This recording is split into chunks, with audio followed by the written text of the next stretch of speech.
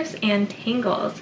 Today I wanted to sit down and share my experience of being pregnant and just talk about the whole first trimester.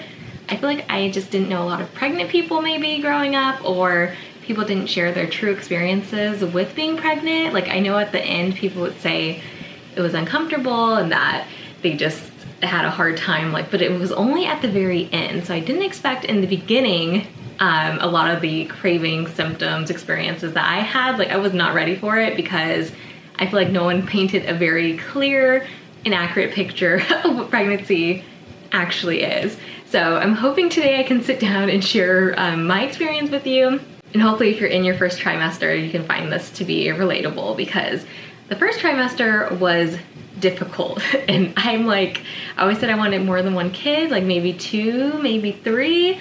But after the first trimester, I'm like, maybe 1 is enough. So anyways, let's dive into, I guess we'll start with my cravings, and then we'll go into the symptoms, and then we will go into some of the essential items that I think will be helpful for you if you're in your first trimester. So first I'll dive into the cravings, but one of my first symptoms was that I was insatiably hungry. I was eating like I was a teenage boy. My appetite was I would eat all day and it would never be satisfied. So that also goes into cravings of the things that I wanted to eat, right? And it was funny because at first I was like, am I high? I wasn't smoking or anything, but it was like the munchies. I just could not stop eating. But some of the cravings that I experienced was anything cheesy. I wanted cheese quesadillas, I wanted mac and cheese, I wanted jalapeno poppers, which is something I haven't even eaten since I was a teenager. I even made my own. I used to buy them from the store, but I was like, no, I'm just gonna make them from scratch. And so it was jalapenos filled with cream cheese, filled with cheddar, anything cheesy is all I wanted. And a lot of bread, right? So like I said, grilled cheese, anything bready, yeah. That's all I wanted. And then I also wanted mashed potatoes at some point, but I didn't want mashed potatoes until I watched someone else's pregnancy video on YouTube, and they said that they were craving mashed potatoes. Then I was like, ooh, those sound good. So I started kind of craving mashed potatoes, and I feel like I ate a decent amount of French fries, which, when they say you're pregnant, you're supposed to eat, greens and salads and stuff. In the first trimester, you just gotta eat what you want to eat. Eat greens if you can. I had food aversions in addition to my cravings. And some of the food aversions were I could not eat packaged salad. We used to eat a lot of packaged salad, prepackaged salads with our dinner. The smell of the packaged salad, it just smelled so processed and just so strong. And I would be in the next room and my husband would open the bag and I would just be like, I cannot eat that. And I even tried to eat it despite the aversion, my smell aversion to it. And it was bad. It was a bad idea. I ended up spitting it out. I was like, I cannot eat this for right now. And then I still can't eat it. And I'm in the second trimester now. So there's something weird about the packaged salads, and something about grilled cheese. Sometimes some of the American cheese I buy, some of it's too processed and I can't eat it. So it's weird because I'm craving grilled cheese, but I need a very specific type of cheese, because sometimes the cheese, it just tastes something doesn't taste right about it. So I've been very particular about some of the cheese I will eat. I also been liking string cheese. I was eating a lot of cheese and crackers. My favorite cheese is pepper jack cheese, so lots of pepper jack cheese with crackers. I was starting to like a lot of spice. Like I said, I was eating the jalapeno poppers, but in the second trimester more so. I can talk about that in another video because now I'm officially in the second trimester, but I feel like my cravings turn to more spicy in the second trimester. So anyways, if you are craving things that aren't necessarily the healthiest for you, just be kind to yourself, accept it, it's okay, at least you're eating, because some people can't even eat in the first trimester. Some people just have such bad morning sickness that they can't keep it down. So eat whatever sounds good to you and that's safe for the baby. All right, so now let's talk about the symptoms. So at first, before I even knew I was pregnant, I felt like my period was coming. I had really bad period cramps, but then my period never came. The cramps lasted for 2 weeks. And usually when I'm getting my period, my cramps only last for a couple of days. So I was like, why am I getting these really bad cramps? And then I had this insatiable hunger where I was just eating all day long, and I never have an appetite like that. Like I'm never eating all of this food and not feeling full. So that was really weird. I was like, something's a little off. And then I was really tired. Like I've always been someone who really enjoyed taking naps, but I wouldn't nap all the time, right? Like this was something where I would nap maybe once a week for like a couple hours, maybe not even that often, maybe once every other week. Like I would nap every now and then, but I was napping every single day. And I just felt like I was never, like I didn't feel any energy. And that's the main reason why I took a pregnancy test. I was like, I am so tired. Like something's off. I'm probably pregnant. So I took a pregnancy test and it came back positive, and then yeah, it turned out I was pregnant, but I knew that my body, I was like, I'm never this tired. And I'm usually a pretty tired person. So yeah, that's like how I realized I was pregnant. But the main symptoms I was getting, I wrote them down on my phone so I wouldn't forget. My main symptoms were just constant fatigue, and I feel like that's the thing that they don't tell you, or that I didn't know about before being pregnant. I never have felt that level of fatigue. Like every single day I would take at least a 4-hour nap. It felt like I would wake up, I'd be tired, I would go to bed, I'd get a full night's sleep, 8 hours of sleep, I'd wake up, I'd be tired. I'm like, I just want a nap. Like I was just existing. And that was so hard for me. And normally I'm like always brainstorming ideas on like how to, you know, work on thrifts and tangles, and just excited to talk to people and all these things. Like I did not want to really talk to anyone. I didn't want to like overexert or like use my energy. I just wanted to eat and sleep. And that was really hard because I have a 9-to-5 job. And so like going to work, like I was like, I don't want to talk to anyone. No one knew I was pregnant. So I think it was okay. Like I don't think anyone could tell I was feeling that way, but I was just like, I just want to go home and go to sleep. It was really weird. Like I didn't feel like myself. I didn't feel motivated. Like I literally felt like this baby was just sucking up all my energy, and it was taking everything in me to just do the simplest of tasks. Like I wouldn't even text people back. Like I wouldn't really answer phone calls. One of my friends, I was texting her, and she said that she knew something was up because my texts were so stale. And I didn't realize my texts were stale. Like I was trying to keep up with the conversation, but like she was like, is Tyler mad at me, or like what's going on here? Because like normally my texts are like long and a lot of messages and stuff, and these texts were like very straight to the point, like answering the question and that's it. Because that's all I had energy to do. So that's something that I wasn't prepared for. Honestly, it was just really weird to deal with. Like, and they always said in the second trimester, the energy comes back. And I didn't believe it. I was just like, oh my gosh, this is gonna be 3 months of me being exhausted, which it was. And I was just like, if this like this the whole time, like I cannot have another kid after this, because this is a lot. But I'm happy to say in the second trimester, I have so much more energy. I feel like myself again. So there is hope after the first trimester, because man, that was probably the toughest part. I was like, oh my gosh, this is rough. So the next thing is I felt nauseous. Usually in the afternoon, like I had to eat a lot of really small meals. If I ate too large of a meal, I would just feel really bloated and like just not feel good. Thankfully I didn't throw up or anything. Like my morning sickness wasn't, which I didn't know morning sickness was an all day thing either. Like my morning sickness came in the afternoon, which I don't know, they need to change the name because I had no idea about that either. So I would, if we ordered food, like if we were eating out, I'd get kids meals and like just really small meals and just eat a little bit more frequently. Yeah, I think the main symptom, the worst symptom, was just being fatigued and feeling like, ugh. That's how I felt every day. I was like, ugh. Been pleasurable. That reminds me, another symptom was, and I think it's related to the taste aversions, is my sense of smell was definitely heightened. And that's when my husband said that thing, because I was like sitting there in bed and I was like, ugh, I stink. I just felt like I smelled so bad. I don't think I actually did smell bad, but you just like your scent changes, your sense of smell changes when you're pregnant. It's like you can smell everything. Pregnancy is hard. Another thing is, which you could probably see because they're kind of out right now, is my boobs grew so much and they were so painful when they were growing. Like my actual nipple, it's sensitive to the touch and it hurts to the touch. It's just very painful, and just my boobs were like aching. So I don't know if that's something that if you're pregnant you dealt with, or if you've been pregnant that you've dealt with before. But that's something also that's very interesting. The boobs just get really big and they kind of start to hurt. So I'll talk about that in my essentials recommendations, because I found that I had to start like actually wearing bras and stuff. So we'll talk about that. So before I get into the pregnancy essentials, I do want to say, based on how miserable and tired I was during the pregnancy, I had an idea that the baby might be a girl, because they always say girl moms have such a hard pregnancy. That's one of like the pregnancy myths or whatever.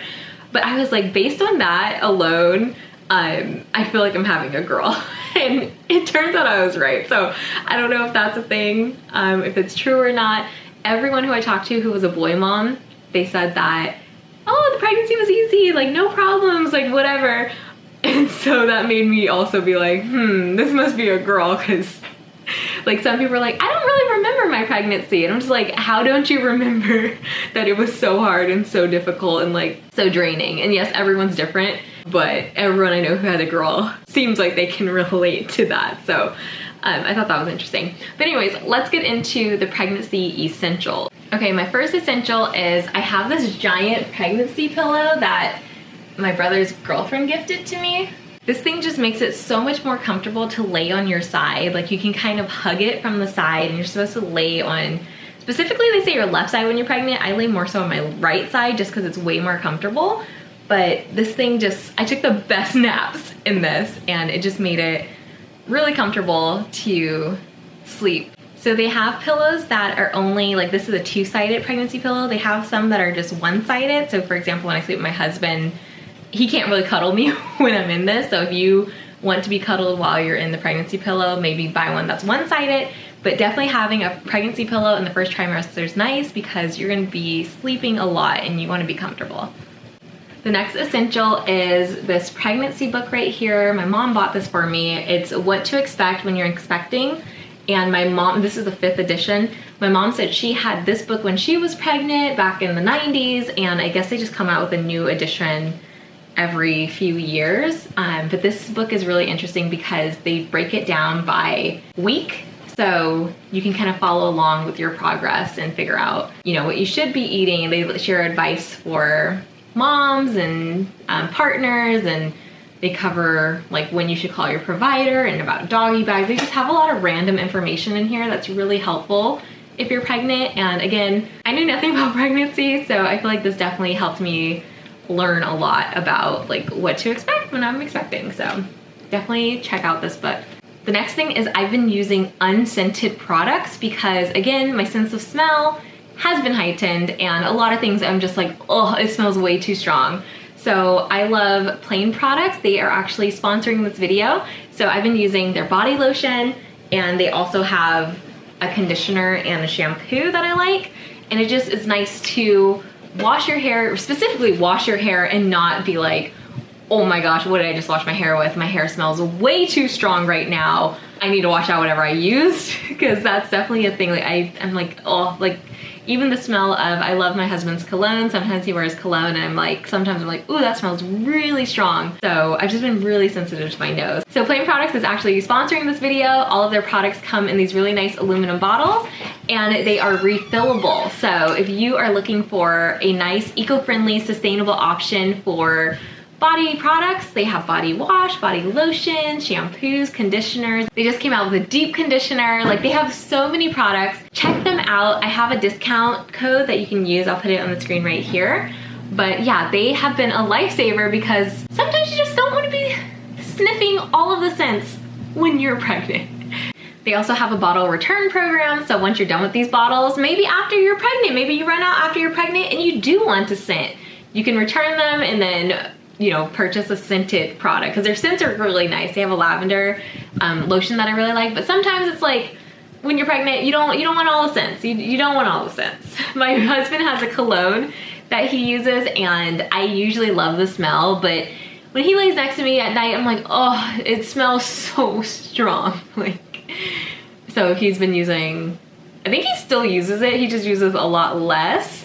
But sometimes I'm like, I can't cuddle you right now because it smells so strong. The next product I've been using is Palmer's Tummy Butter for stretch marks. This stuff I've been using every single night on my belly, and I just kind of rub it at night, and it's just like, I don't know, it's a nice part of my nighttime routine. It does smell like cocoa butter, but it doesn't smell too strong. Like, I think it actually smells nice. And the fact that I use it at night too, it's probably like, I just go to sleep as soon as I put it on. But this just makes it so it's supposed to help reduce the appearance of stretch marks. I've been using it all throughout the first trimester just because my tummy is going to be growing, and I guess it helps, like, I don't know, with elasticity as your stomach grows. And if you get stretch marks, it's usually genetic, but this is supposed to help reduce the appearance, and it's just like a nice part of the routine. It feels really nice on the belly and really nourishing on the belly, and I don't know, I've been enjoying it.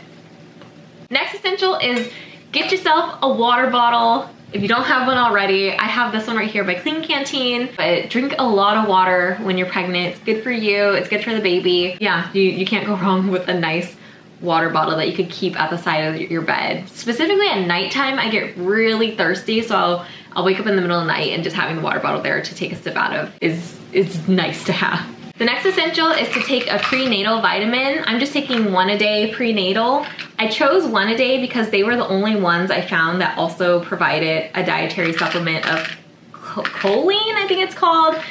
And choline is supposed to be good for the baby. A lot of vitamins don't have choline in them, and they don't have like an additional supplement for the choline, so that's why I went with one a day. And this also has folic acid, which is very important if you're a pregnant person. So talk to your doctor about which vitamins are gonna be best for you, but I've been really liking these. Another medication that I actually am out of, because I guess we finished them, but I don't think I took that many, is I took a lot of Tylenol. Like, I was feeling just not good. Like, I feel like I was having a lot of backaches. That's another symptom I didn't mention, but I was in a car crash in 2020, and I have like hardware in my body now. I had a pelvic fracture, so I have pelvic hardware, and my pelvis was just in so much pain, and I felt like my uterus was in pain. Like, oh, it was so uncomfortable. Some days when I was in a whole lot of pain, I would take Tylenol, and that's safe to take if you're pregnant, but again, talk to your doctor. So Tylenol was an essential. Get that now if you're not pregnant yet. Like, just have it in stock, because being uncomfortable, like, I'm the type of person where I'm like, it's fine,